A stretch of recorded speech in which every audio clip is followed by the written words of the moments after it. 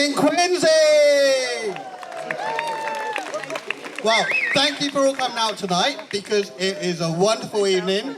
Those clouds that threatened and looked like they were going to come and dump a load of rain on us didn't, so thank you for that. It's all your fault. Brilliant. Tonight we have something different from most of our Friends Fridays where we have music with bands. Tonight we have live theatre. Ruth Gordon was an actress after all, and this stage was built to honour her, so it's only right that every year we try to put some theatre on it. Now, tonight's acts, their plays, their one-act plays, are rather special. They were all written for this venue. They're all original. No one on the planet has ever seen them before. Well, except for the crew and me, like, in rehearsal. We have 5 one-act plays. They're written by mostly local authors, some of whom are in attendance. The first act, the first one-act play, thanks, Ed, is Quincy, oh no, sorry, got that wrong. Quincy, no. By Robert Brophy, who is with us tonight. The second is Dinner and a Show by Bob Canning. Bob is not here. The third is Taking Up Space by John Griner Ferris, who I believe is here, and I think I pronounced his name somewhat right. Yeah, you said yeah, that's good. The fourth is Grandview Memories by Kevin Dwyer, who is also here somewhere. Up top, yep, thank you. Think about. And the final one is Hancock Street by David Brendan Hopes, who wanted to be here, but this is what he said. I have had jury duty twice in my life. The first time, I was in grad school. The second time is now. The trial began last Thursday, and I was certain it would be over, but it's not. So I won't be making it, but I'm certain it's going to be glorious. Break all possible legs. The trial, incidentally, is about a guy who accuses his neighbour of setting up clothesline, so he gets clotheslined the next time he mows a bit of disputed land. It sounds like a YouTube video. It would make a great play, anyway. Maybe we should write that one. Anyway, so David Hopes can't be here with us, and Bob Canning says hope it goes well, and to Denson cast Break an Egg. All right. Hopefully everyone has a programme. We have more if you don't. I would like to all take out your programmes and a pen and make a correction, and under Dinner and the Show write that it was written by Bob Canning because somebody else forgot to put that bit there. On the back of the paper is a QR code that will take you to a full programme, including the bios of all the cast and crew. Okay, so tonight, as always on Friends Fridays, we have our friends from Break Rock Brewing at the top who brew absolutely amazing beer, so please go buy beer from them. We have Smiles from a Miles ice cream, because it's a warm night. I mean, who doesn't need ice cream? And we have George's Greek food truck up there, and they do lovely Greek food. And what else do I need to remember to announce? Oh yes, we have tip jars down here. If you could please tip the theatre company, that'd be amazing, because then maybe we can give some money to our wonderful actors. We are purely a non-profit company. We don't take any money out. We end up putting money in, so anything you can put in the jars would really be appreciated. We will have a short intermission about 5 minutes after the first 2 shows, which run about 25 minutes each, and then the final 3 shows run, I think, about 20 minutes each. Somewhere around there. Okay, and with no further ado, I give you Quincy by Robert Brophy.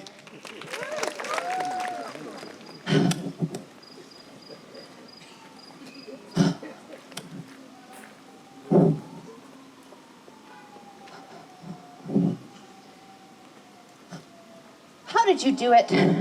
Marry the president, raise his kids, write letters every day, tell him how to run his campaign and the country, and you didn't even have the vote. Well, you did have your white privilege and a bunch of servants probably, but still. A husband was a president, and a son president too. And I can't do anything right. I can't even make up my mind on a cool internship. I thought I came here to Quincy. Quincy, gotta say it right. To learn public space breathing management. But all I do is copy memos, distribute memos, update the website, and of course, fetch coffee, donuts, and sandwiches. and correct my boss's spelling and grammar and read his lousy handwriting. Nights and weekends I'm supposed to spend reading up on local history. I mostly just watch boring PBS videos. You had it easy, but boring. I barely even have time to watch MTV anymore. I love the 80s and the 90s. But gotta get up, put on the coffee, and smile at whatever the boss tells me to do next. I know, but he took such an interest in me, in my work, in my studies. He said, we had that donor's reception and I had 5 glasses of that white wine. And it wasn't even that good. He brought me home and I let him in. Right in. And that wasn't even that good either. And the next week, he pretended like it didn't even happen. So, I sucked it up and went on lying on my blog about what a great internship I had. But then, I met Matt. Oh, great guy. He was friends with my roommate in college, but he remembered me. His job in coastal protections brought him to Quincy. He looked me up, took me out, and didn't even make a move at first. Just a goodnight kiss. The next time, a longer goodnight kiss. The next time, well, I practically had to drag him up to my apartment. We made love and it was incredible. But now, I'm 3 weeks late. I got the kit and it turned pinker than pink. And I don't know whose it is. Don't look at me like that. Which one of those 2 it is? I don't sleep around with just anybody. Here I am, pregnant, afraid to get rid of it, afraid to keep it. Not now. I'm just out of school. I've got huge loans. My career is going nowhere. 9 people read my blog. Well, 7, since I blocked my mother so she doesn't see stuff like this, and my sister so she doesn't tell my mother. I don't want to be a mother like her. I'm not sure that I want kids now. Not sure that I want them later. Matt wants kids. Well, he doesn't no, but he says that he wants to marry me, start a family, have kids, lots of kids, if I choose. He wants to support them, us, me. He'll even pay off my student loans. Mom sure can't, and Daddy is... Well, I never met that guy. I know what my mother would say. She'd say, you have a man who wants you, wants kids. Don't wait, grab him. Or, if not, don't get settled down in single motherhood too soon, if ever. My GYN would say, take it out. Take out your eggs, too, and freeze them. That way, we can plan your pregnancy when you're a success. As if. I'll never be a success.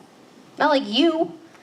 Married to a president, mother of another, and rich with farms and businesses that you managed. I can't do anything right. Can't make up my mind. I can't think. I can't eat. I can't concentrate. I'm going nowhere. I'm helpless, stuck.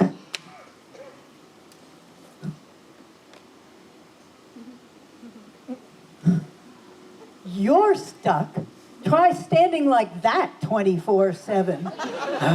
Women today, and you must call them that, even though they act like dreamy 12-year-olds or common Quincy tarts.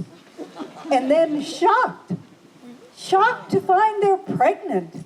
And just think, to get unpregnant, all they have to do is magically snap their fingers. Abigail Adams, you came to life?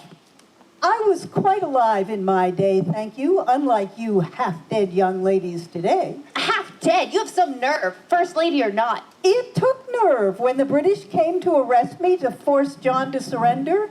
I fled to the country with the children. I was 8 months pregnant, just so you know, my namesake Abigail. Jones, Abigail Jones. My handle is A2BY, and my blog is Dear Abby. Oh, dear.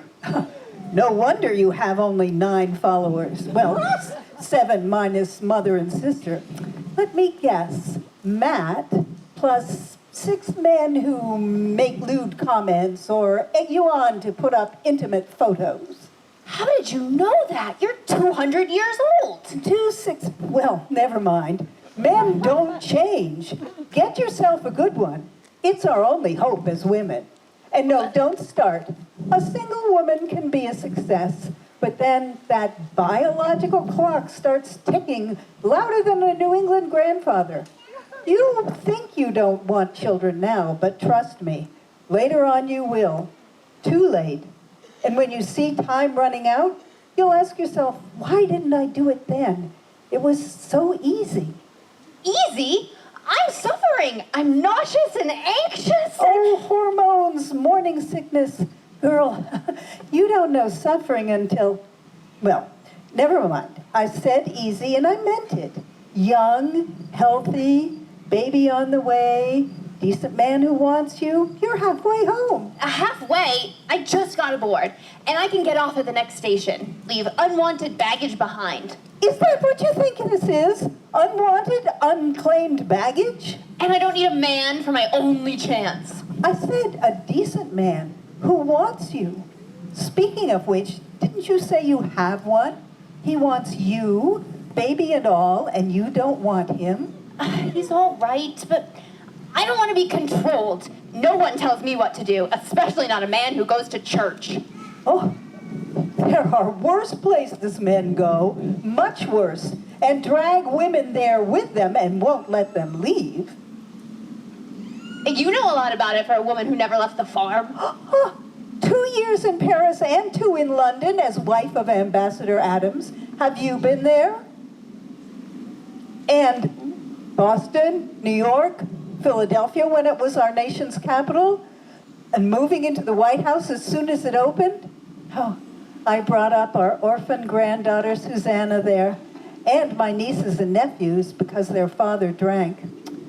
You know what an absentee father means, don't you, poor half-orphan Abigail Jones? Regardless, get up and go, girl. Don't be a stiff like me. Spend less time in your room web surfing, binging. How do you know these words? Oh, you'd be amazed what I hear standing there. I heard you, didn't I?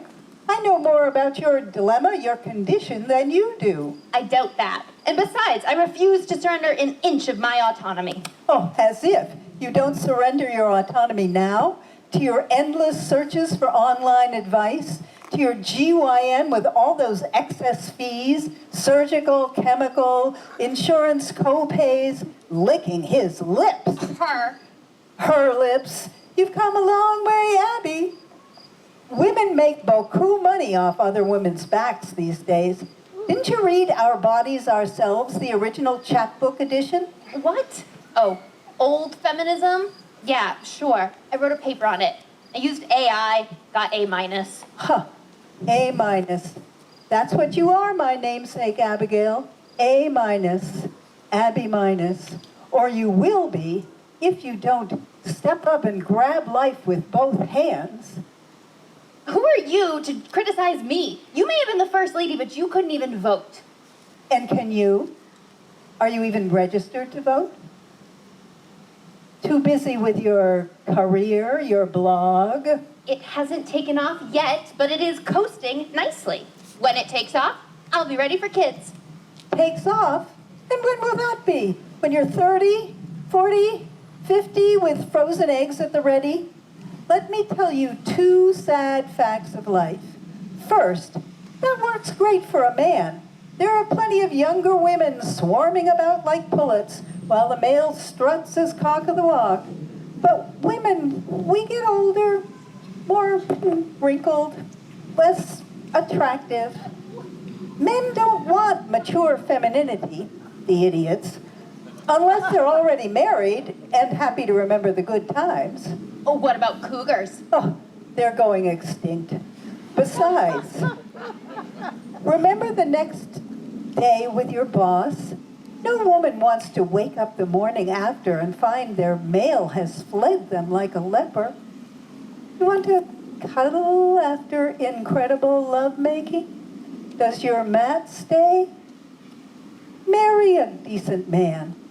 Or you could wait to die in a lightning or terrorist strike. Both are more likely to happen for a woman over 35 than getting married. I can take my chances and have a baby by myself. Lots of women do now. Oh, like your mother did. And how did you like that? How will your child? Sad fact number 2. You can't just freeze eggs like Eggos and then thaw and enjoy. It takes an enormous medical apparatus to get pregnant that way. And then your body is older and slower, your womb less likely to carry that baby to term, and you're too tired to carry that baby half the night if it even survives to be born and wake you up every 2 hours. Wow. Depressing. Maybe I don't want any of it. Well, then you can grow old alone and feel sorry for yourself. Oh, come, Abby, what about that nice churchgoer Matt? I know, I just get so pissed off at him. Without him, this would be so much simpler. I could just get the abortion, and then I would just... What? Wait? For what? Your amazing future interning, blogging, sleeping around when drunk? 2 of my sons, my son-in-law and my brother, all drank. It led to nothing but misery and early death. Oh, but marriage to a good, lively man like my John, what a hunk. A short hunk, but strong. After our wedding, he lifted me up onto his horse and away we rode. The next morning, after our long wedding night, I was pregnant. 6 children by our 12th anniversary. 6? Yes. We lost 2 girls as infants and 2 sons to alcohol. Only 2 of our children grew to old age. Our firstborn, my namesake Abigail, we called her Nabby, and our second, John Quincy, also president. But Nabby's husband drank like our Charles, who was dead at 30. Thomas lived to 50, but he was a nasty drunk at the end. We lost little Susanna Suki when she was 2. And our last, littlest, youngest, Betsy, died when the British chased me out into the snow. Stillborn, the doctor said, but I saw her little body take a breath, struggle, and pass on. I'm so sorry for your losses. You still think that marriage and motherhood are good? Good. That's too pale. They are terrifying, but wonderful. Oh, Abby, do you think Matt is a dead end? I'll tell you what's a dead end. Quincy, Massachusetts. What a dump. I wanted futuristic, yet historic and full of the exciting past. Instead, Quincy is like you. Stiff, statue, frozen in place. Quiet little Quincy. Quaint little Quincy. Quit while you can, Quincy. Pretty good, but it's Quincy. Quincy, Quincy, Quincy. I am so sick of Quincy. Quincy, Quincy, Quincy. God, Quincy! You rang, ladies? Who are you? Not the Almighty. You wish. I'm Quincy Jones. Quincy, not Quincy. Quincy Delight Jones Jr. at your service. Jones, that's your name. But how did you get here? When I died, I got a penance. I'm inescapably summoned when you call my name like that 3 times, ending in, God, Quincy! Stomping your foot like my third wife used to. Third? And 7 children by 5 women? Never mind that. Listen to this good lady. She'll set you straight. Or will she? You know, she's a slaveholder. She had things so easy. No, because- you ignorant know-it-all. What do they teach them? I never owned slaves in my life, nor John. My parents owned 4, but set them free. And I paid my old nurse Phoebe to come live with us when we had children, and gave her a little place of her own on our farm. Even Quincy here knows that. That's right. I had a great American history teacher, Mrs. Jefferson.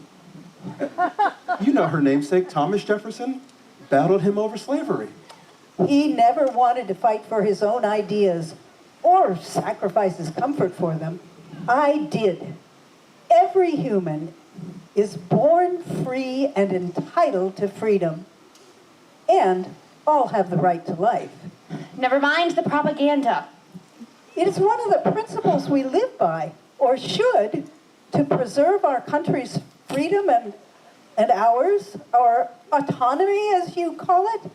And we women need its protection more than men.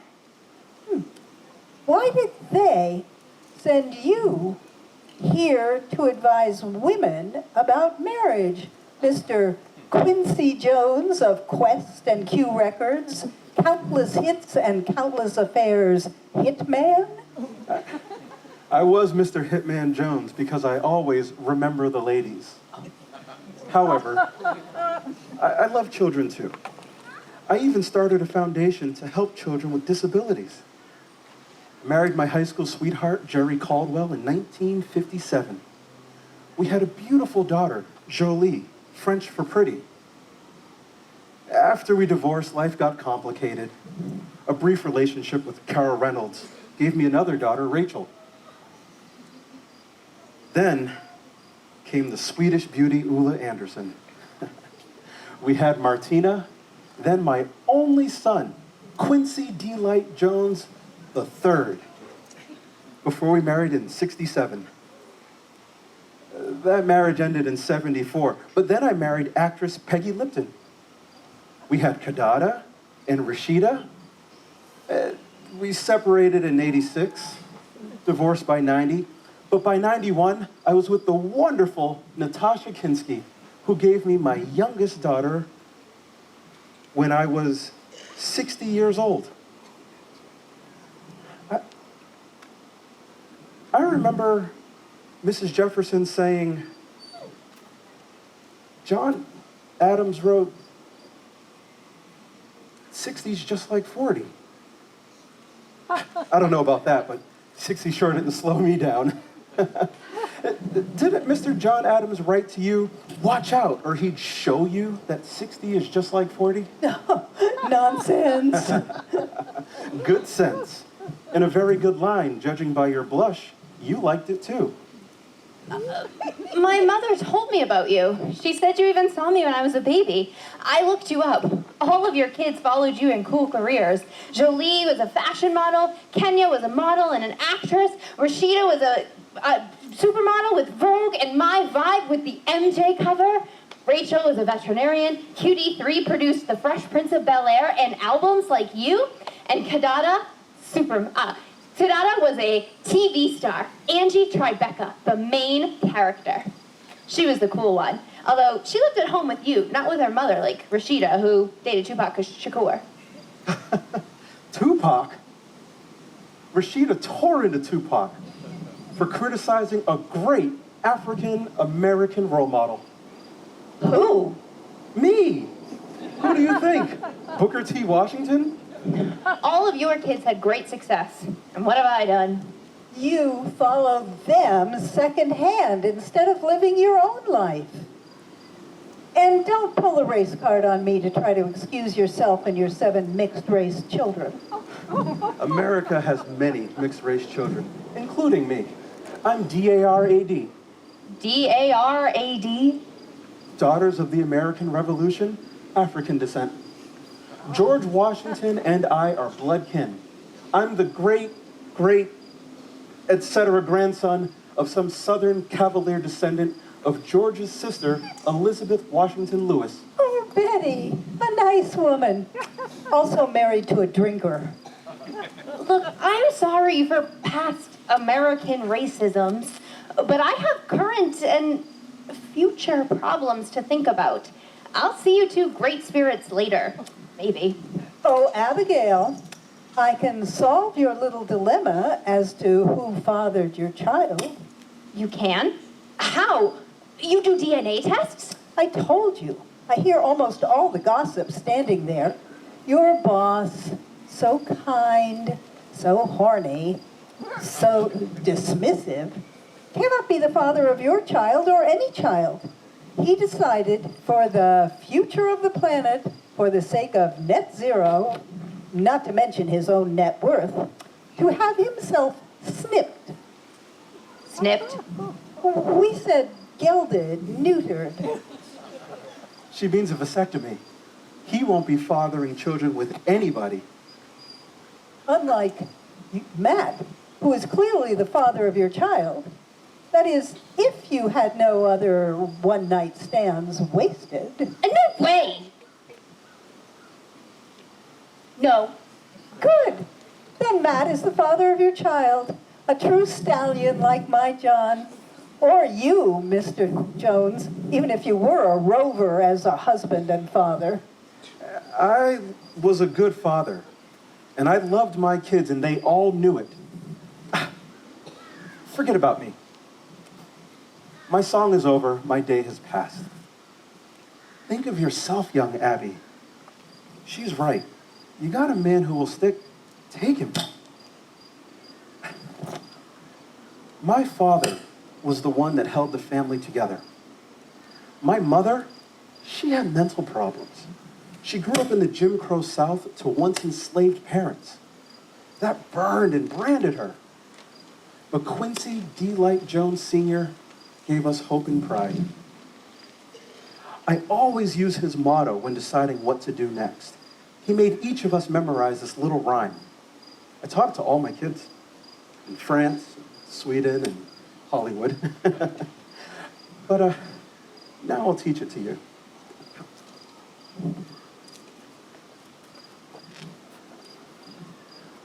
Once a task is just begun, never leave until it's done. Be the labor great or small, do it well or not at all. Words of wisdom. And do not reject out of hand a man who goes to church. His only fault? He goes to church? Abby, my mom had me singing gospel when I was very young. That started me in all my success with music. And its evil twin, the music business. That I will think about. But what are you two doing in my whatever this is? Dream? Nightmare? A wake-up call. I have to do just so many of them to get final release papers from the man upstairs.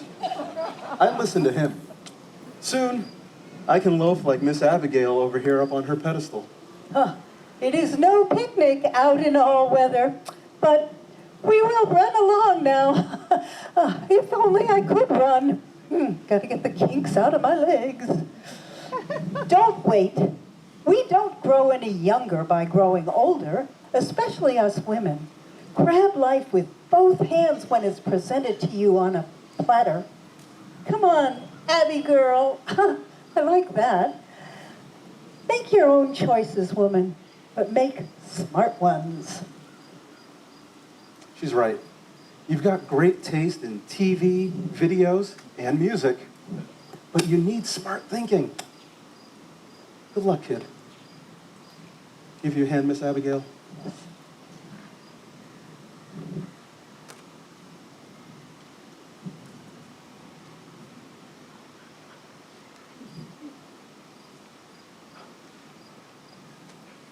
You know how to call me if you need me.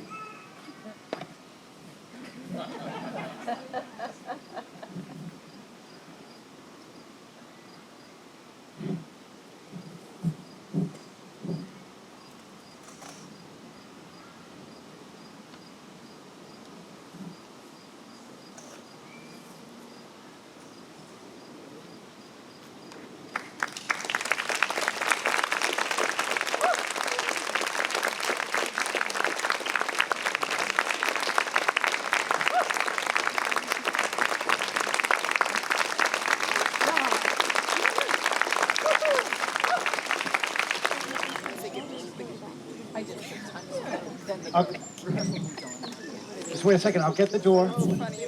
Okay, here, take my hand.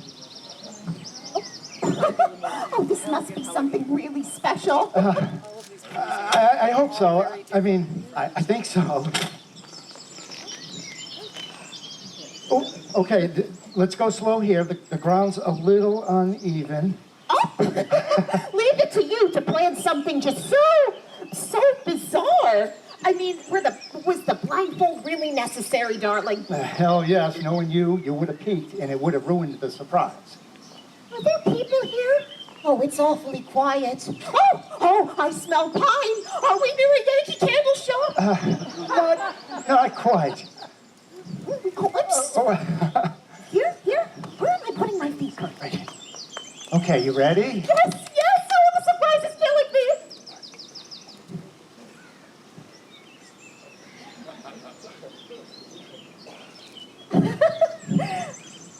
Trees.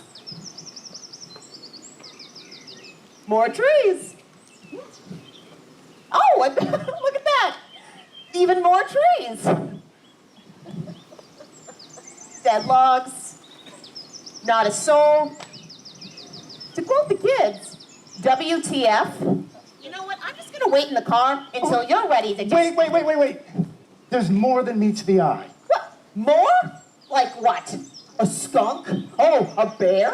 A rattlesnake? Why the hell did you bring me to this godforsaken patch of To land? celebrate our 35th anniversary, that's why. Yes, with dinner and a show, you said. I bought a brand new dress for the occasion. I got my hair done and my nails, which you know what? I may use to scratch your little eyes out, Kurt. Now you're being silly. Oh, no. Is it silly? No. You're the one who's being silly. What I'm wearing is silly. Had I known we were going to be roughing it, I would have dressed like Billie Eilish.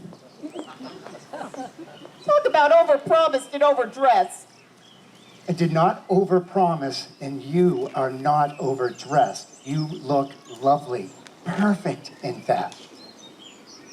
Just wait, you'll see what I have planned. Oh, what? My murder? Is there an axe behind that log? It's supposed to be here. A shovel to bury my body? Oh, my God. Why in the hell did I stream Blair Witch Project with the grandkids last weekend? Here it is. Just trust me. No, thank you. The last time someone said, trust me, a great orange Teletubby took over the White House. Magic is about to happen. You'll see. Oh, you want magic? Well, then just watch me disappear to the car. Oh, my God, somebody's coming. Squirrel hunt. Absolutely. Evening, folks. How y'all doing? Well, hello, and happy anniversary to you both. Oh my. Land sakes, ain't that a pretty dress? Did you drive us down to Arkansas? Thank you. Hurt? Yeah? Oh, right. Sweetheart, this is, Quentin, and his wife, Elsie. Elena. Oh, sorry, Elena. Camilla, this is Quentin and Elena, and they live in that house up there. You can see up on the hill. Quentin and Elena. This is my,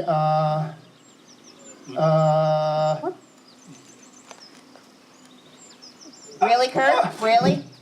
wife, Camilla. Wife, Camilla. Well, gosh almighty, we done figured that out already. Here, y'all hang on to these while I set up and get rid of my chewing tobacco.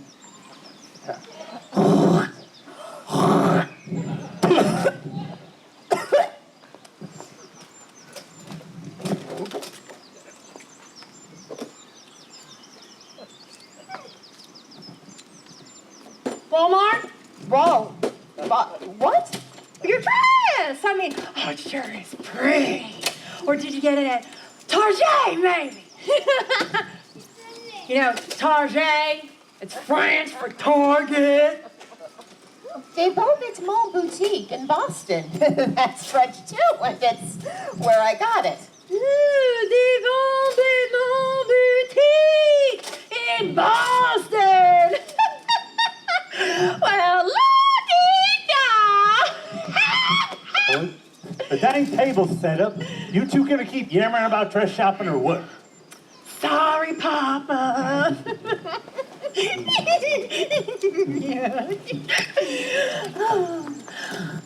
Bet you was surprised, weren't you, Camilla? Well, not just surprised. Really gobsmacked would be the word. As in gobsmacked within an inch of his life. After all, Elena, I so had my heart set on having a nice anniversary dinner at, I don't know, Mount Wollaston Cemetery. Can't get a decent meal at Mount Wollaston Cemetery. Y'all came to the right place. Yes, sir, Bob. It's because I stopped going to church, isn't it? Well, ain't that something? We was expecting showers, but look at that sky. A whole freaking shitload of stars. Well, golly, Quentin, but you took the words right out of my mouth. Kurt? Honey? Sweetie? Oopsie? How exactly did all of this, coagulate? Oh, right. Funny story. So, you see, dear, a couple of months ago, I had just finished showing a property way out at Skyline Drive, and the car, it just all of a sudden, poof, it up and quit on me. And just then, Quentin happened to be driving by, and he stopped to help me out. And what was it you said, Quentin? Howdy, I said. Howdy. Right, but after that, you said... Oh, I believe I said, well, gosh almighty, you're a sitting duck out here. Exactly what he said, which is funny because Quentin had just come from a day of duck hunting.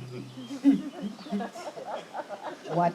So I happened to say, Doc, I haven't had a good home-cooked duck dinner in years. And Quentin said, Oh, and that's when I said, nobody makes a roast duck better than my Lena. Ain't that right, Mother? Quack, quack, quack. Oh, that's duck speak for, you betcha, Papa. Yeah, give me them things back. so Camilla, it got me thinking, wouldn't it be great for our anniversary to have a home-cooked duck l'orange, al fresco, under the stars? You know, for a change. You know, Kurt, when Quentin told me about your idea, I thought, well, shoot, that sounds like so much fun. And, oh, I love to cater, because, I just love cooking for people. I know I put and, it here. for such a I romantic... remember specifically. I know, I don't know where it went. What in tarnation are you digging for in there, Papa? Well, what'd you do with the dang wine bottle thingy? What do you mean, what did I do with the dang wine bottle thingy? You was in charge of the champagne, Quentin, and everyone knows you don't need a wine bottle opener for champagne. Oh, I thought I was supposed to bring wine to this here shindig. So I put the dang wine bottle opener on the counter. What kind of wine is it anyway? Some kind of Sun Nor Ma Pine Not Nor. Lord in heaven! Quentin, it's Pinot Noir. It's French. Well, excusez-moi. And Pinot Noir ain't no champagne. I know You don't damn pack well what? Pine You Not don't Nor get ain't champagne champagne. food when you need I regular ain't no wine, dumbass baby. hick.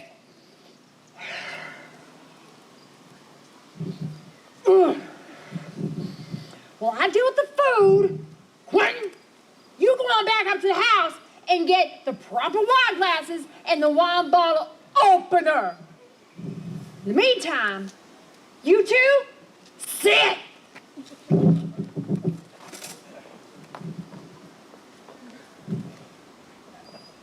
What did I do with the dang wine bottle food? Honestly, I don't even know what champagne from a pie not nor you moron! I'm sorry, y'all. My plan was that while Lena was messing with the food, I was going to serenade you two with enchanting musical selections from sunny Spain.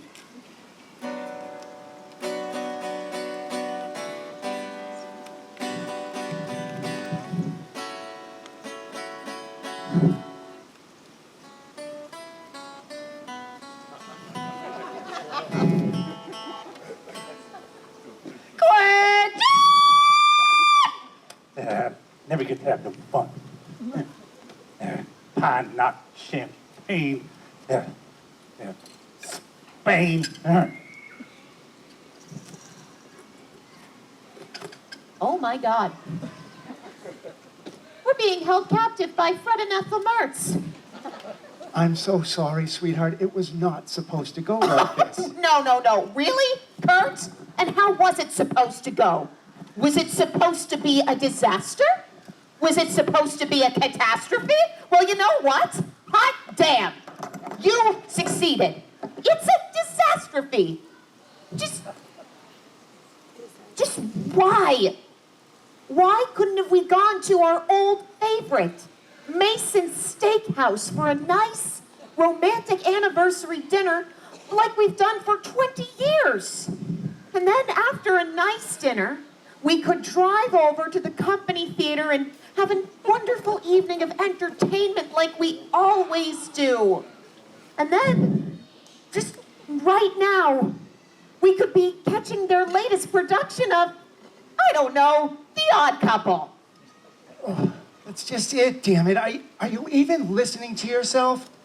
Like we always do, the last 20 years, our old favorite, the usual, the same thing. Ugh. What are you talking about? We're in a damn rut, Camilla. That's what I'm talking about.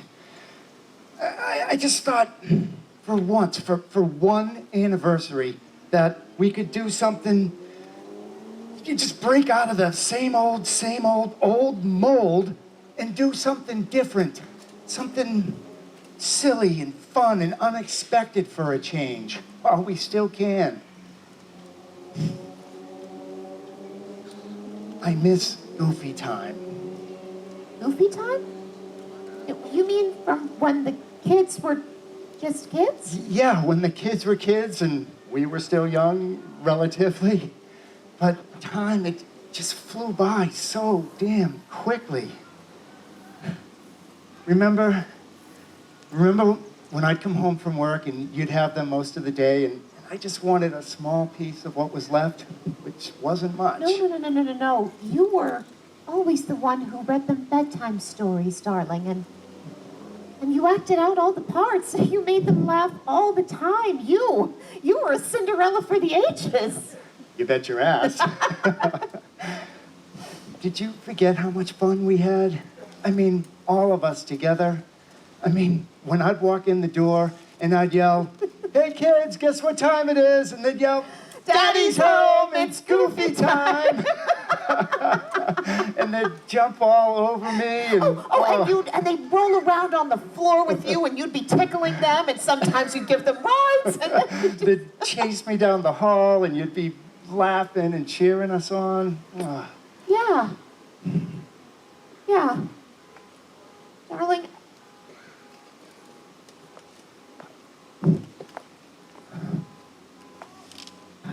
it's been so long since we did fun things together.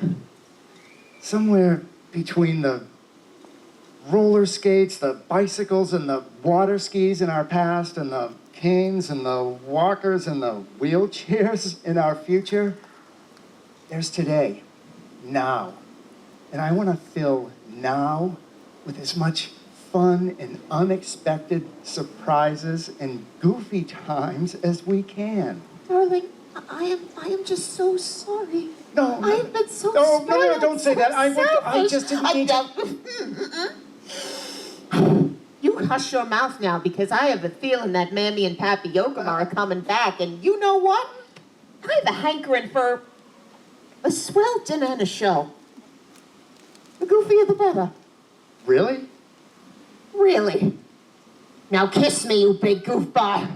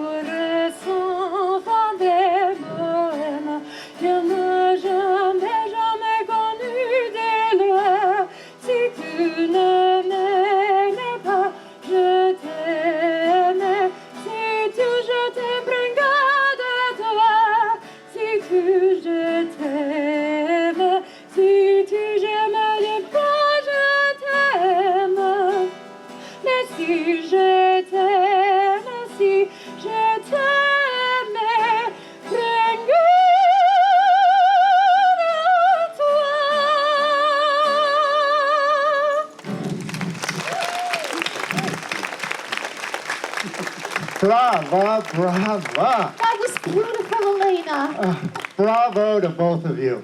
Oh, yes, yes, to our Andre Segovia. Camilla, as a sweetheart, as the lyrics say, with you, I will get to share my cheerful times. Everything foolish in the world which no longer offers pleasure. Or in our case, everything goofy in the world. Darling, that is just so sweet. My favorite part is, let's enjoy ourselves.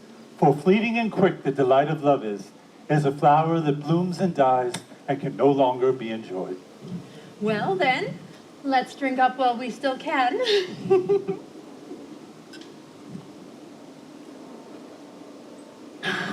Well, gol darn it, Quentin, I was kind of sort of getting used to you being a regular old shit-picking hayseed and not one of them worldly sophisticated types. Why? Because I don't know my stupid champagne from my dang pine knot nor. The blend of absurd, surreal, and mundane was magnificent, my friend. Well, when you asked me to goof it up, I thought we'd go full bore. Oh, and you both did such an amazing and delicious job of it. Oh, but Elena, to think that you're known professionally as the great Elena Noriega. You know, my husband and I, we saw you all those years ago at the Boston Opera House. What did we see you in? We saw you in Madame Butterfly and Carmen. I can't believe I didn't recognize you. Why on earth did you retire so early in your career?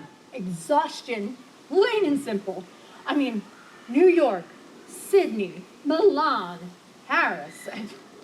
Sure, exciting and glamorous at first, right? But, I mean, I grew too lonely for Quentin and our little ones. I mean, I wanted to see my children grow up before my eyes and not in shocking spurts after being gone for weeks, months at a time even. Well, to paraphrase that old song, sounds corny and shady, but yes indeedy, give us the simple life. So here's to the simple life. Oh, here. Well Cheers. said. Well, I am so glad that we had this time together. Oh, thank you so much for letting me borrow this, Elena. Well, you're welcome, Camilla. The moon just looks so beautiful in the pond. I really wish this night didn't have to end. Oh, me too. It was fun. What's the matter, baby? Nothing, just too much wine. Being just, I don't know, thinking, talking about kids, and ours are grown and have lives of their own and families and important jobs and just so busy, and I just miss them so much. Yes, especially on beautiful nights like this, with a gazillion stars up there, and the moon, as you said, on the pond. You know, when the kids were younger, we used to have our family picnics here, and we'd swim and fish all day and tent out here at night and sing songs by the campfire. And catch fireflies. Oh, Quentin, fireflies. Baby, What's wrong, Elena? Nothing. Sorry. Just being silly and sentimental and old. yesterday was Elena's birthday, and Toby, he's our youngest, didn't send a card or call. Oh no, honey, I know exactly what you mean. We know what you mean. Regardless, happy belated birthday, Elena. Yes, happy birthday, Elena. Baby, you know how forgetful Toby is. He's in London on business, but I'll bet he'll remember to call you on Monday when he returns. It's not the first time, you know. I know, but it's just, you know. Say, why don't you two stay the night? That way it'll save you a long late night drive back to the city. Long drive. It's only like Shut up, darling, you're cutting into my goofy time. You mean our goofy time? Yes, please stay. I mean, we have a lovely guest room, and I can make us a beautiful Sunday brunch, and Quentin can make mimosas. With cold French champagne. I guess I'm outvoted. Wonderful. Hey, here's a goofy idea. Why don't we go sing songs by the campfire? What? Well, why not? I used to love singing campfire songs when our kids were scouts. Oh, which one was your favorite? Duh, the Go Bananas song, of course. Mine too. Line 3. Who needs kids? We are kids. Viva la Goofy time. Well, gosh, I'm ready. All right, bananas, get set. Ready and... Wait.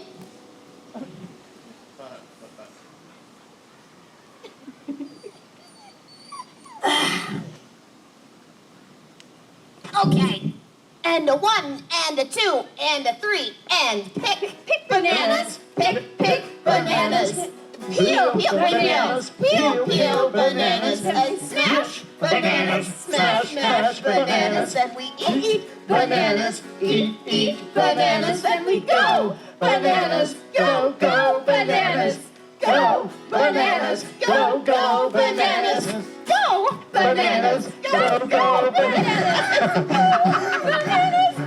Go bananas, and we go bananas, go bananas, go bananas, go bananas, go bananas, go bananas, go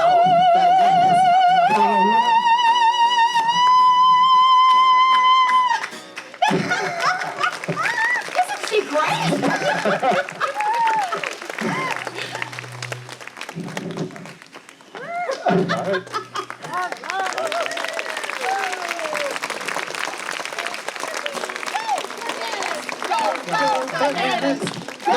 bananas, go bananas, go bananas, go bananas, go bananas. Zippity-doo-dah, zippity-day. My, oh my, what a wonderful day. Plenty of sunshine headed my way. Zippity-doo-dah, zippity-day. Mr. Bluebird on my shoulder. It's the truth. You gotta be kidding me! Ah! Oh! Oh!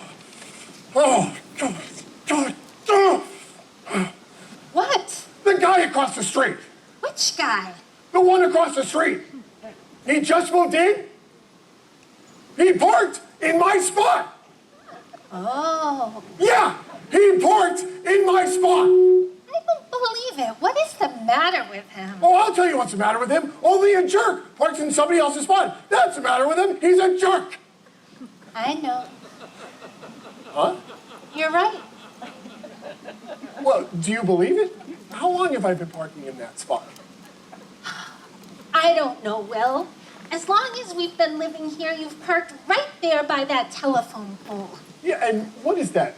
10 years? Walt's graduated high school. That's 12 years right there. Oh, 12, right. We moved in here when Walt was 3, remember? I fell down the stairs. There was all that commotion, family services, Ugh, don't remind me. the social worker. She was nice. Oh, yeah. She even brought cookies, too. So Walt's gonna be 19 in May. Okay. So we've been living here. 16 years, Will? Oh, yeah. And that's how long I've been parking in that spot. 16 years, give or take. Lord. And tonight, I drive up, and he's got his red Jeep parked right in my spot. He thinks he can just move in and take someone's spot of 16 years. And you know what's worse? He knows it. He knows it's my spot, and he parked there anyway. He knows. Oh, he knows. How do you know he knows? Oh, because I saw him. I saw him when I pulled up. I drive up, and he's got his Jeep parked right in my spot, and I slam on my brakes. And I just sit there, staring. I can't believe what my eyes are telling me. It's my spot. Oh, but what can you do? I start driving up the street, and then in my rearview mirror, I see that he started to turn around on the sidewalk. Oh, he's just walking into his house. And then he stops, and he turns around and looks. He looks right at me. He knows it. I know he knows, and he knows I know he knows. Yeah. Well, what can you do? Oh, do? Well, that's the problem with the world nowadays. You have to watch everything. Someone's always got their hand in your pocket wanting money. Nickel and diming you to death.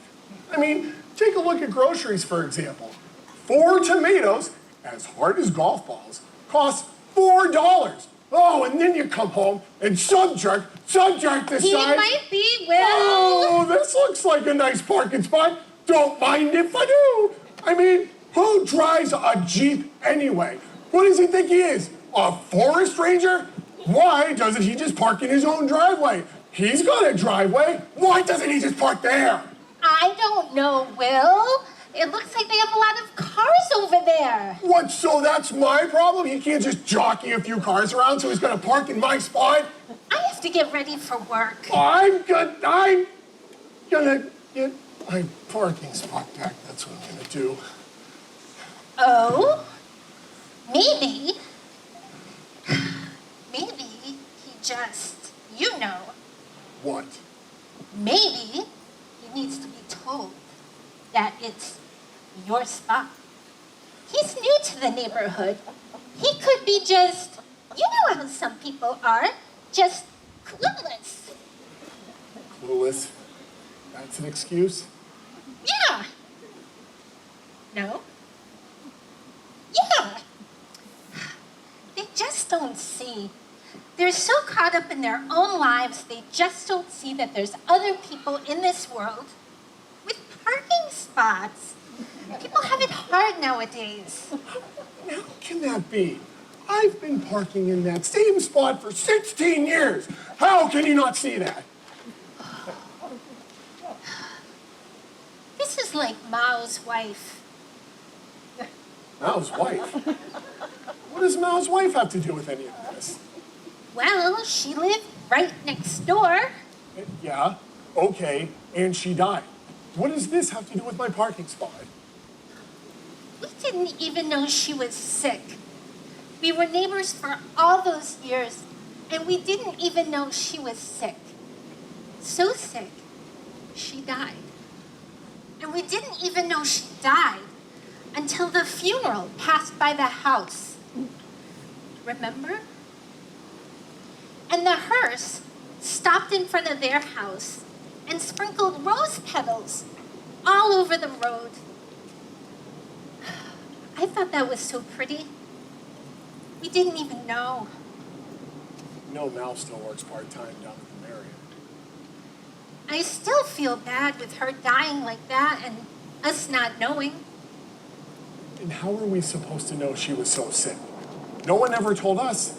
I mean, what were we supposed to do? Go up and down the street, knocking on all the doors saying, hey, are you all right? Are you gonna die?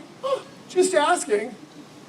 No, but should the guy across the street knock on doors asking where to park? Maybe he needs to be told it's your spot. So you want me to go over there, knock on his door, and say, excuse me, but I think you're in my parking spot, when he already knows. It wouldn't hurt. You could try. Well, and you know what happens next? He parks in my spot, and then I go up the street and park in front of some other guy's house. What other guy? Anybody. The guy who's always out there working on his front yard. And he's got the yard the size of a postage stamp, but he treats it like it's an acre or something. Oh, him. Yeah, him. So he parks in my spot, and then I park in front of that guy's house, and that guy's wondering, well, what's this guy got his truck parked in front of my house for? And now where am I supposed to park? It's cause and effect. The domino effect. You knock the first one over, and they all start tumbling down the street. So go talk to him, Will. I have to go to work. So you want me to go over there and very patiently explain to him that he is parked in my spot Couldn't hurt. when he already knows?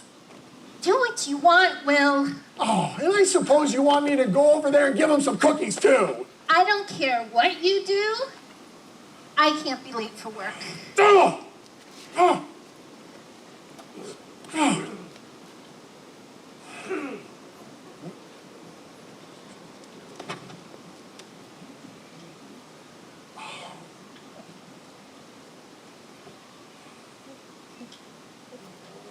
All right!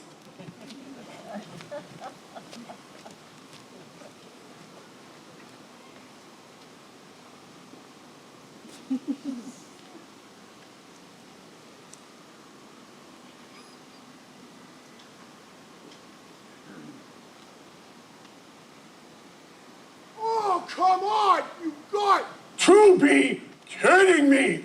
Again with this! Oh! Oh! Ah! Well, that was interesting. What'd he say? Oh, well, he must be some kind of lawyer or something. He just stood there kind of smug. And after I explained it all to him, he said that parking on the street is free, and he pays his taxes, and he's gonna park wherever he pleases. He said that? Yeah, well, he said it more polite. You know how some people can tell you off with a smile on their face. Sure, there's the law, but there's being neighbors too. Ugh. God.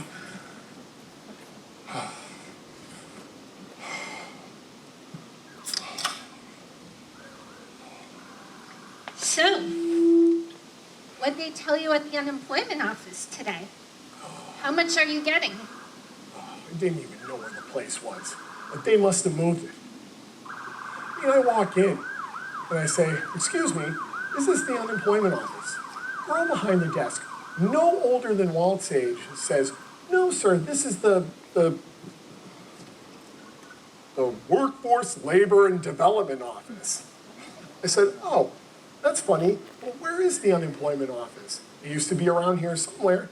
She said, "This is it, sir." Well, I said, "I thought you said it was the something development office." She said, "It is, sir." I mean, stupid government anyway. How much money did they spend doing all of that? Were they hiring? I filled out some forms and sat there some more. But were they hiring? There seemed to be a lot of people there who knew what they were doing. They all been out of work for a while. What'd they tell you? How much are you gonna be getting? He said, "Wait and see." Wait and see. How long? Couple of weeks, he said. Couple of weeks. I mean, there was a guy there who had 5 kids with him. He hasn't worked in 9 months. 9 months. I asked him what he did for a living. He's a bricklayer, construction, 25 years. I mean, you think they'd be building something somewhere and need someone to lay bricks. I don't even know how to lay bricks. Will, were they hiring? They had jobs for prison guards. Did you apply? Would you get a uniform that fits you? Look at you. Oh, it's good for tips. Men. Oh.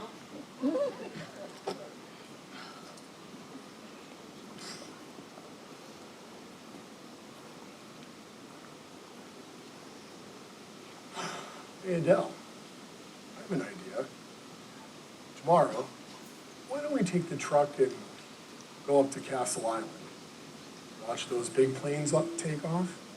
United, Delta, JetBlue, American, FedEx, UPS? Well, that's something, isn't it? Watch those big planes take off and fly over your head like that? Wouldn't that be something to just get up on one of those and fly somewhere far away? Yes, it would. You know, I've never had any reason to fly. I mean, unless you want to go to Asia, China, or Japan, or something like that, you can pretty much drive most places. I mean, think about this. You can drive from Alaska all the way down to the tip of South America. And all you have to do is cross the Panama Canal. And I bet there's a bridge you can even take. Never stopping to get your feet wet. Never having to stop. Only having to pull over when you have to gas up and take a leak. Oh, shoot, darn it. I'm late for work. There's a plate in the microwave. All right, call me when you leave for home. It's just a parking spot, Will. We've got bigger problems than that. I know. You're right. Love you. Love you too. And bring me home something good. Don't I always?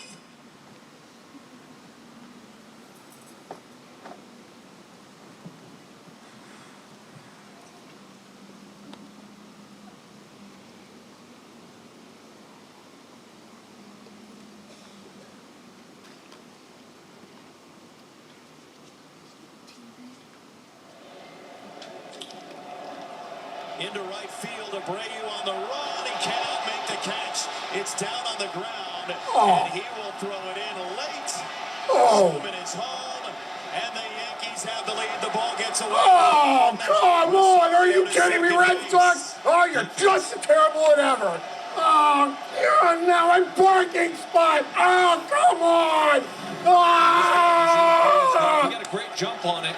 He gets to it. You see it right at the end of his glove, right there, and just fall right out. He thought he had that snow cone right in the end, and it just fell right out. He could have walked over to second base and touched it for a double play there as well.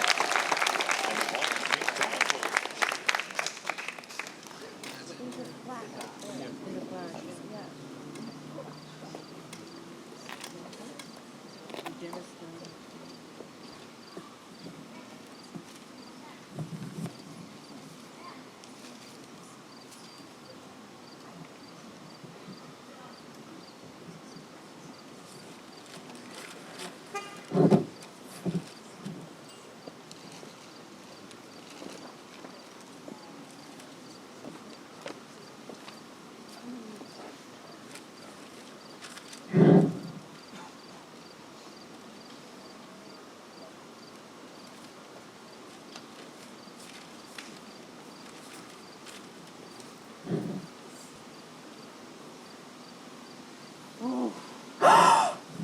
Miles!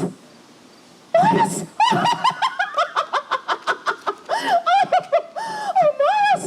We were expecting you tomorrow morning. Your parents are at your grandmother's house in Quincy Point preparing your welcome home party. They won't be back till then.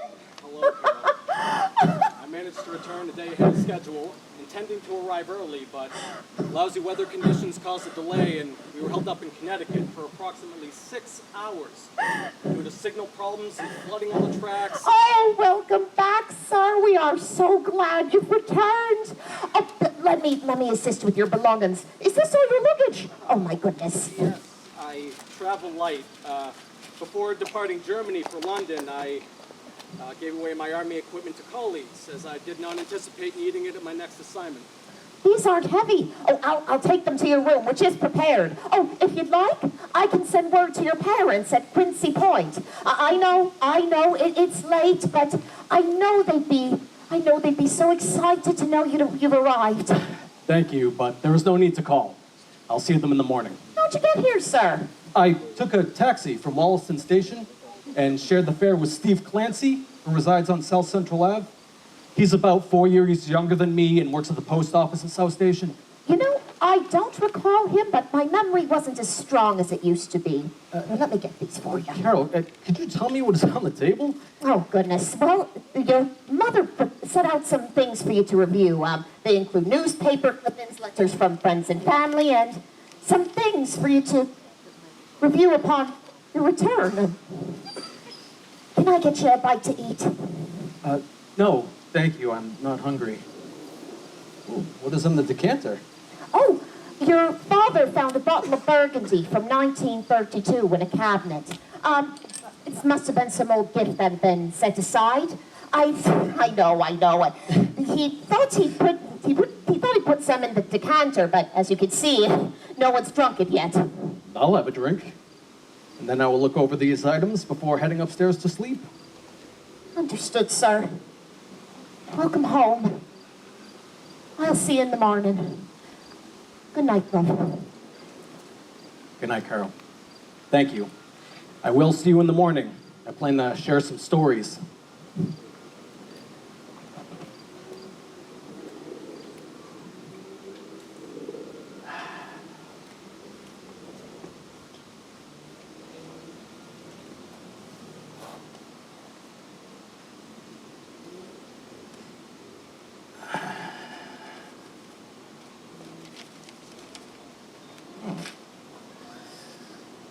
Ruth Gordon.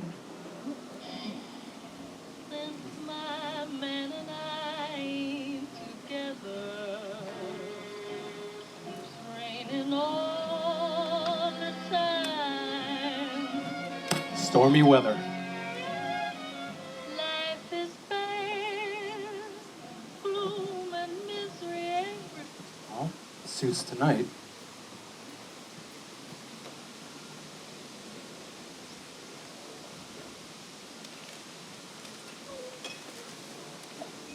Carol will kill me.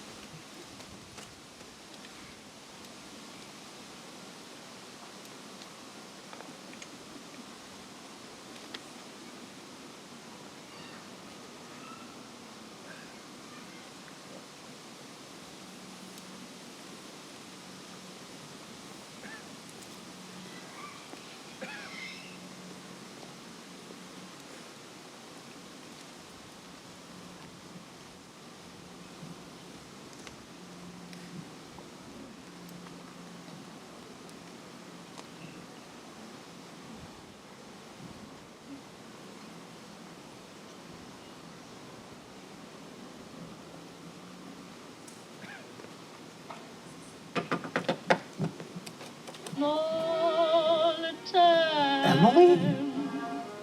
Oh, please, come in. Hello, welcome home. How did you know I was here? That you were home? Steve Clancy saw my father outside the house taking out the trash and mentioned that he had just shared a cab ride home with you.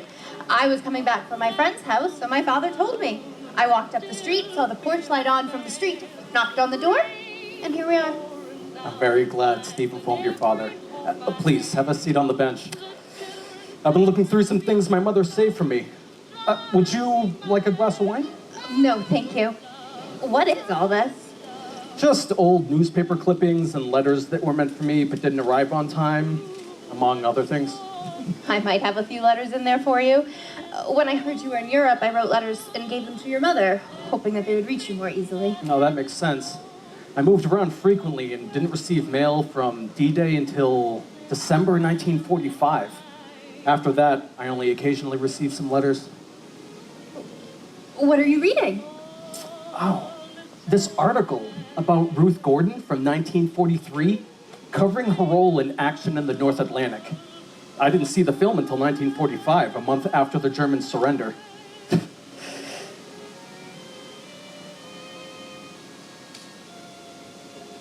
I always thought you had the potential to be the next Ruth Gordon, with an even better singing voice. Thank you. Although that didn't happen. Talent isn't always recognized. Will you be attending the welcome home party tomorrow? Yes, thank you. Your mother invited my family weeks ago when we heard of your return. Excellent. Honestly, I'd like to hear about what you've been doing. Oh, come on. Can't you tell me more about your journey home first? Well, since I worked with the State Department, I managed to secure a flight with some diplomats returning to New York. The schedule changed, so we arrived Friday afternoon. Do you recall John Cheever? He lived on Winthrop and was friends with both our siblings. I met him for dinner in New York Friday evening. I vaguely remember him now that you mention it. He visited us a few times during summer on the porch. He's pursuing writing and believes he can earn a living from it. After dinner, I stayed overnight at a hotel and took the train to Boston this afternoon. Due to the weather, I arrived home late. At least you made it home. That's what matters. I'm very glad to be back. Let's discuss you for a change. Well, you missed my graduation from Vassar in 1943. Apologies. I was likely digging trenches in Sicily at the time. It was unbearably hot. Please, continue. That's all right. I forgive you. After Vassar, I returned home and found a job at Bethlehem Shipbuilding, 4 River Shipyard. I commuted by streetcar from Hancock Street. I held the position for a year, but I found that I didn't enjoy it, so I joined First National Bank of Boston as a sales associate, where I remain employed. Are you still residing at home? Yes, with my parents. They appreciate having me, although I am eager to move out. You know, last time I saw you was March 1943. You were home from school, I was home from school, and you were leaving for the army soon. We spent a couple of hours on the front porch talking about how the world would change after the war. Life would be different for everyone. I vividly recall that evening. It was pleasant for March.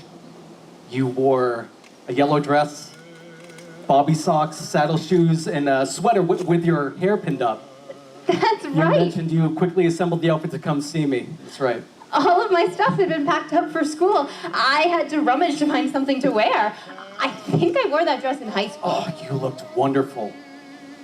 Of all our childhood memories on the porch, that one stands out most.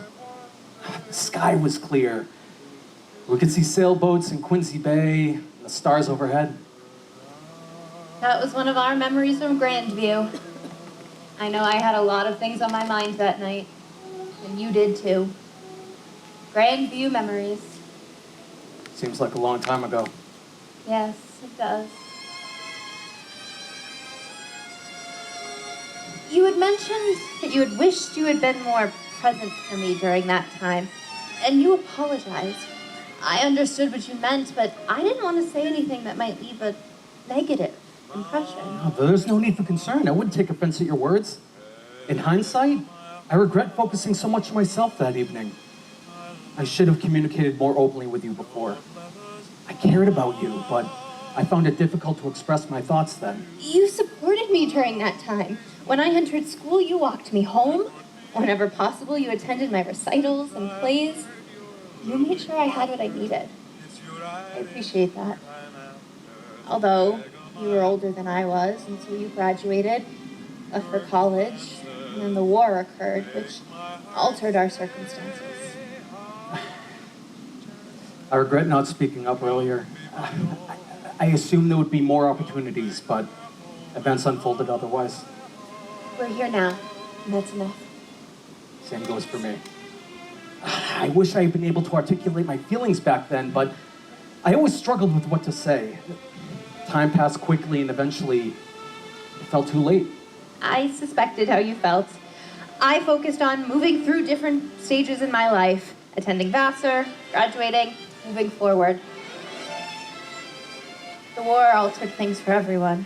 As time went on, I tried not to dwell on your absence. I found it best not to make any future decisions dependent upon each other, especially considering the uncertainties faced by soldiers and their families. I apologize for that. No apology is necessary. You haven't done anything wrong. The situation has changed, and we can continue wherever life leads. Hear that? What? The radio. Moonlight Serenade by Glenn Miller. Nice. You want to dance? Sure.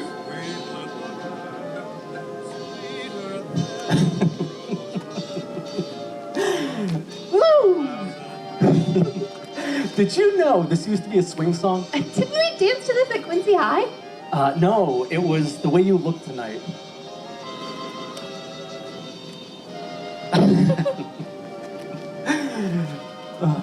Oh, some guy tried to cut in, but I stopped him.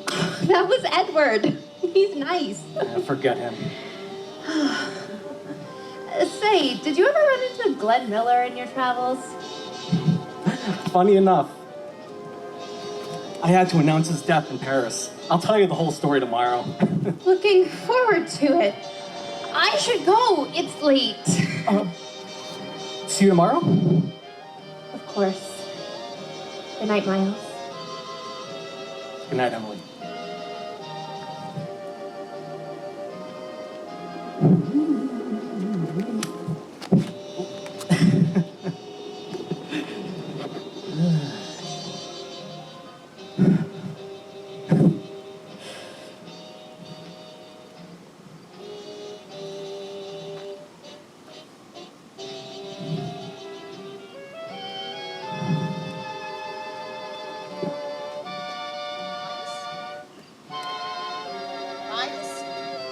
Miles, wake up!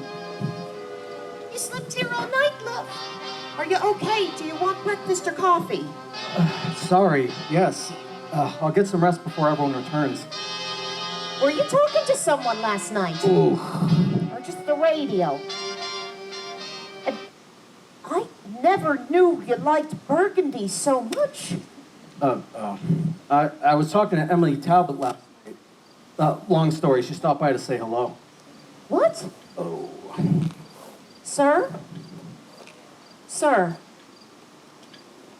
The Talbots moved away a month ago.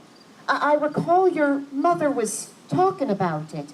She said they moved to Hingham or Milton or someplace or other to be with their eldest daughter's family. I believe they sold the home to a nice Irish couple. All the kids moved away. I think there are some letters in that pile that are from the Talbots. What? She was here. I was talking to her. Sir, I really don't know, but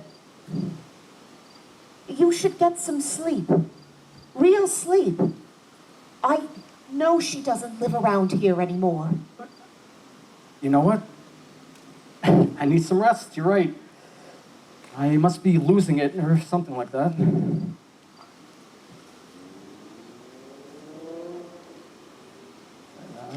Dear Miles, I hope this letter finds you well. Please accept my apologies for not corresponding more frequently. Several letters I have sent were returned to me for unknown reasons. After speaking with your mother recently, she offered to include my previous letters in her next care package to you. At present, several matters occupy my attention. In the autumn of 1944, I was in Boston where I reconnected with Christine, an acquaintance from Vassar. She introduced me to her fiance, Bill, as well as his colleague, Cameron, who's currently based in Boston for business purposes. Subsequently, Cameron and I began a relationship. He possesses both intelligence and wit, and his family operates a plastics company in Michigan that plays a significant role in the war effort.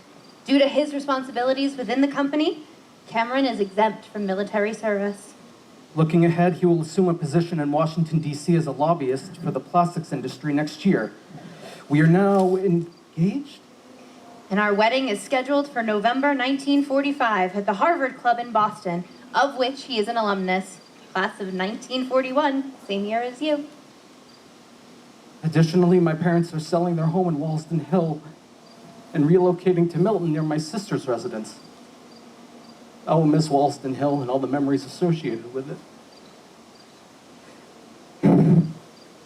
Your mother mentioned you are expected to arrive home soon, though no specific date is known yet. I will remain in the area until February 1946 and have provided your mother with my Boston address and telephone number. I look forward to reconnecting and reminiscing about our Grandview memories. With love, Emily. 6/15/1945. I must have dozed off sleeping, reading. Maybe it was the wine. When are my parents getting back? Between 10:30 and 11 a.m. All right. I'll rest a bit longer, then get ready. Do you want me to call them at your grandmother's? No, that's fine. I'll see them when they return. Oh, okay. See you later. I'll get the coffee and the newspaper. Rest up.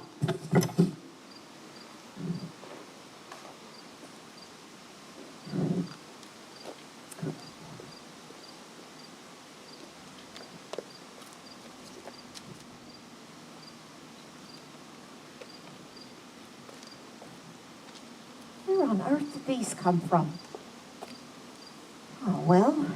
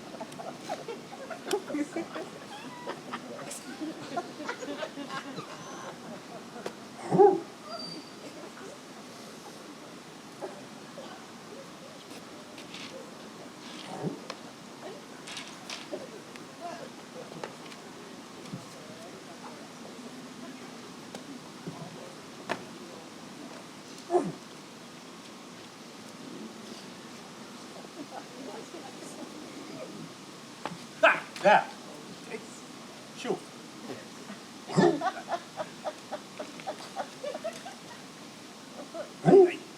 I haven't got anything for you. Really, look, no croissant, no cookies.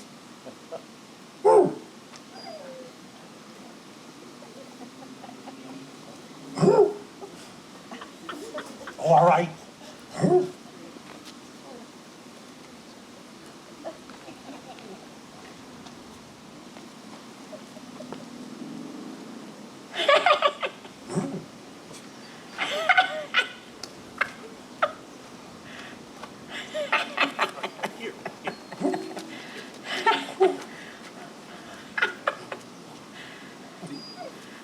You've got a friend for life.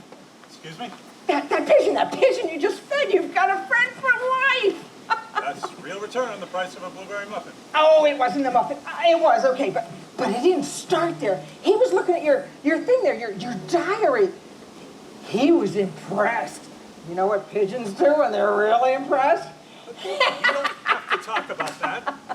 Oh, it's an honest response. A reaction full of honesty. I mean, people say, I shit a brick or it scared the crap out of me, but that's all just, it's just... Metaphorical? Yes, that's it. But a pigeon hasn't got anything in him that's metaphorical. Nothing in a pigeon's life is metaphorical. They just do it right out. So, were you writing about your big date last night? Not exactly. Well, whatever it is, you had the pigeon on page 1. Wait, why did you assume I had a big date last night? Well, because you got something to write about. I figure you don't get up at this hour to write if you don't have something to write about. I'm writing a play, actually. No, really? And I didn't, they actually get written down, like somebody sits down and just writes them. Improvisation, maybe? Oh. Well, I mean, I thought that actors just started talking in a room and stuff. Okay, so maybe they get together and if there's a line that gets a really good laugh, then they write that down, and then if they're really deep or they get a really good one, they write that down, and then when they have like 1,000,000 lines, well, then they come up with some cool characters like a stripper or a rocket scientist, or, say, a talking dog! And then they dole out the lines, and that'd be your play. And, well, I mean, that's the picture I had in my mind, anyway. Oh, well, you're thinking of Broadway. I work more in New England. Oh, so that's not how you do it? Not usually. Oh. Well, whenever it comes on the TV or something, I'll have them put it on the set in the hotel, and I'll watch it straight through, and I'll give you a critique, and I'll tell you what parts work and what parts don't. I'd appreciate that. You gonna put me in the play? I might. I gave you a couple of good ones, didn't I? You sure did. Man, I'm gonna be on TV! Oh, wait.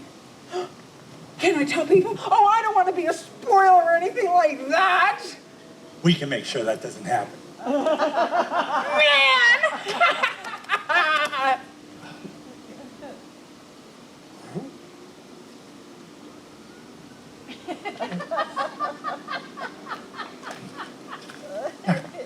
Metaphorical. And, okay.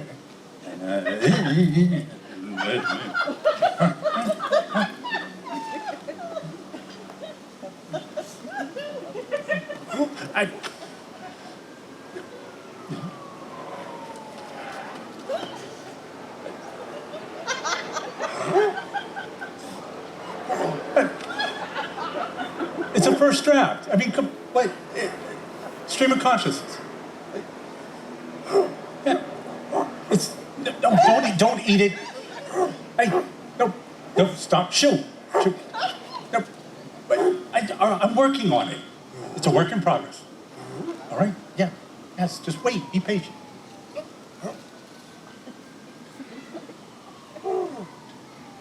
See? Yeah. Oh, come on. Come on. No, stop. We talked about this. Don't eat. All right? Everybody's a critic. Yeah. I'm gonna roll here.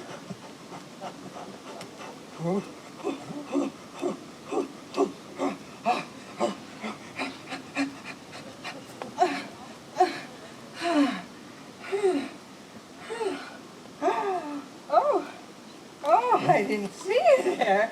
Oh, my life was passing before my eyes and there wasn't room for anything else. It's okay, I try to be inconspicuous. 2 miles. Good for you. 2 miles before work. Excellent. Have you ever noticed that even handsome men have a bit of a pot belly these days? I have noticed that a little. I mean, I think it's dear, I don't mind, but, you know. I think it's sometimes the cut of the clothes. I mean, the belt cuts the flow of the torso. Might be better if we were wearing panusas or togas or something. Oh, I didn't mean you. You're sitting down, and a person sitting down can't be helping have a bit of a belly. So, what you doing? It's not gonna work for me to say I was just sitting here, is it? With my little pot and all. Oh, well, surely you were doing something or had done something before you treated yourself to that enormous drink. I was writing. Writing what? A play. A play, really? A play, really. What's it about? Aren't your muscles gonna stiffen up or something? Oh, no. I stretch. So, what's your play about? It's about a guy sitting on a cafe terrace, being visited by apparitions. Where'd you get in a deal like that? Oh, gosh! Shit!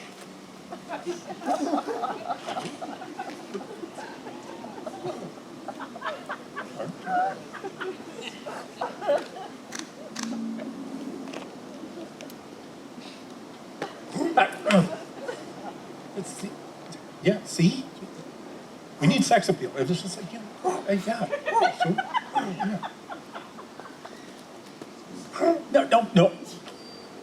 No. I fed you already. Stop. No, shoot. Go away.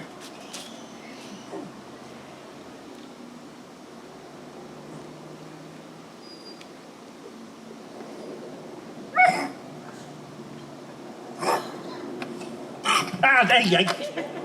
Stop. Stop. All right, fine.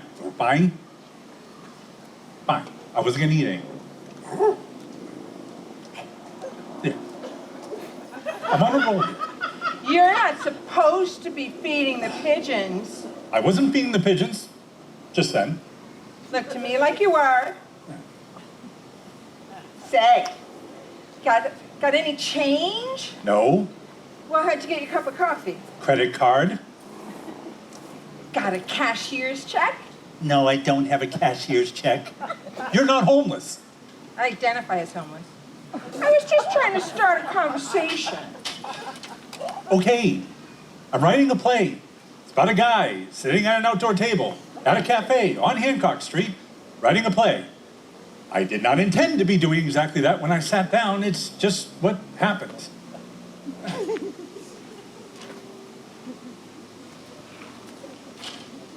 Am I disturbing you? Not really. I'm at a lacuna. Oh, truly sorry to hear that. No, it means a gap, a separation, a space between one spot and the next that is not yet bridged by inspiration. You could put me in your play. I might. I could be in your story. You could. Seems kind of random to me. A kid comes up the sidewalk and then suddenly he's in your story. Fine.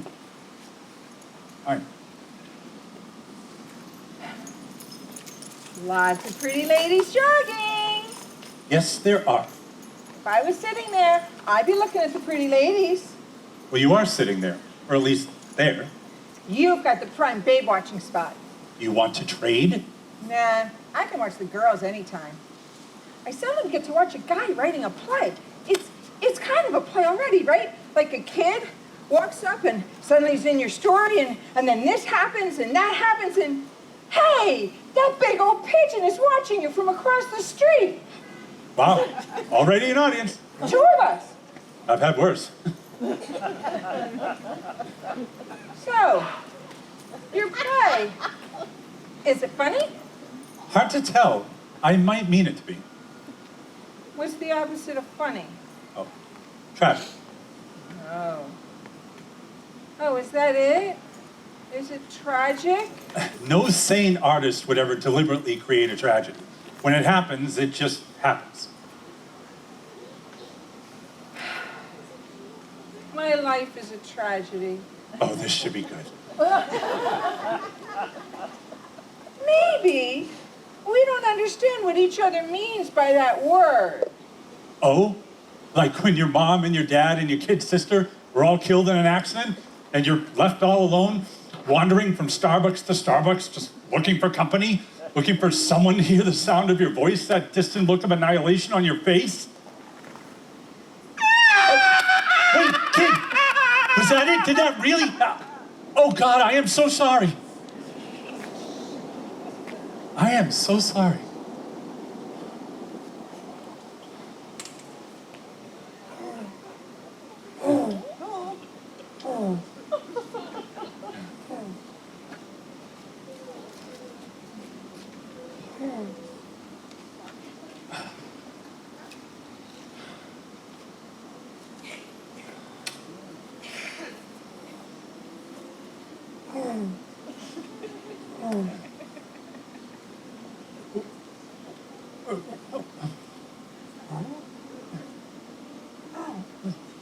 Wait, we got a sort of crazy guy, we got a jogger, we got a kid. I mean, we got a whole cast. I mean, it's writing itself, really.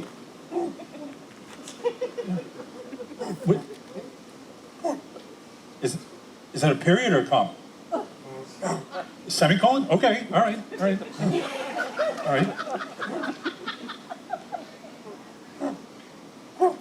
Well, no, it's two related clauses, so it can be connected. Right? All right. Who got the MFA here? All right.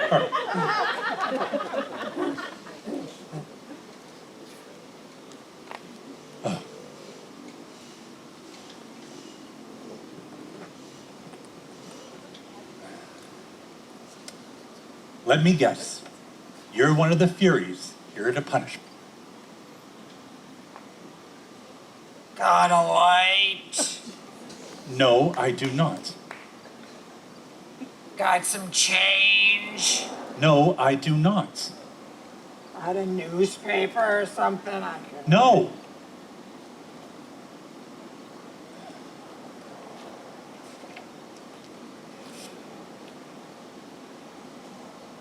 I love somebody, you know.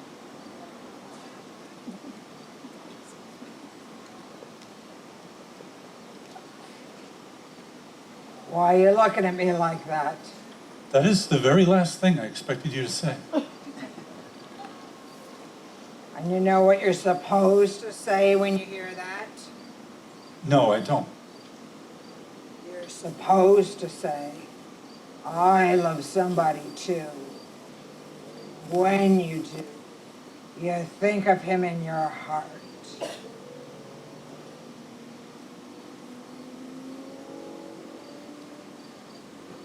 You're having a hard time. I know. I can't understand it.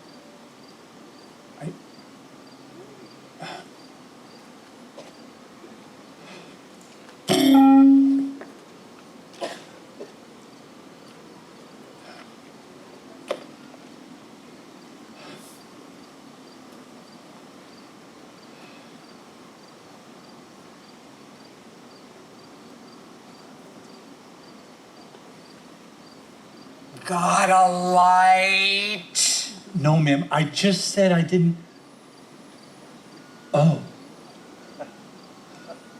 Oh.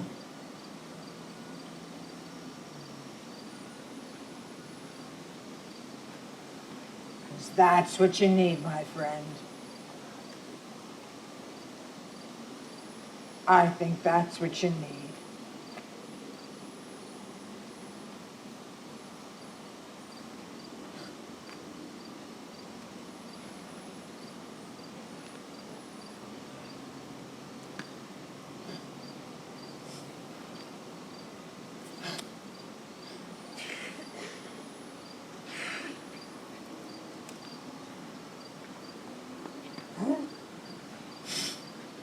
All right, smartass. Whom do you love?